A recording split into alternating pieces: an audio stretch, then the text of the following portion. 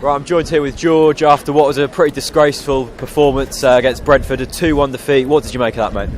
I just think that it seems like we play, but not to win anymore. It's like we have spurs of good moments, and then it's just like they all go to pot. Yeah. Like we can attack, we play decent football. We're not actually playing bad football. It's nice football. It's good to watch. It's just our final ball all the time. It's not there. What did you make of Stephen Whittaker today in the central midfield role?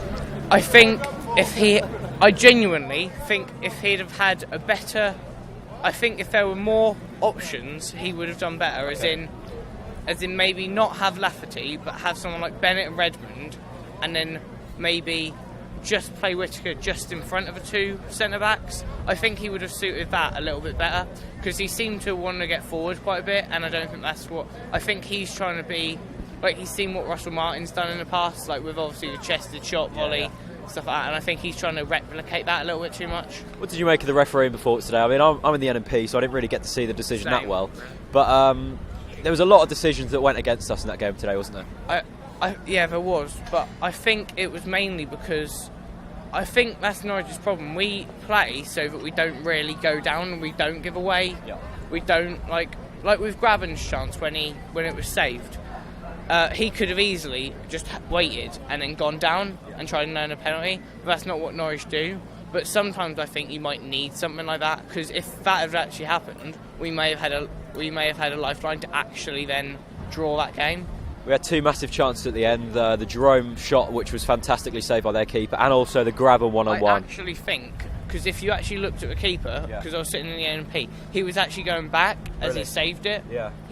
As he saved it, he was falling back and then he just punched the air. So I think it went over the line, if I'm honest. Well, end of the day, that Graben one-on-one, they're the sort of chances you look back on at the end of the season and think, that's a big opportunity missed, isn't it? He's got to be finishing them.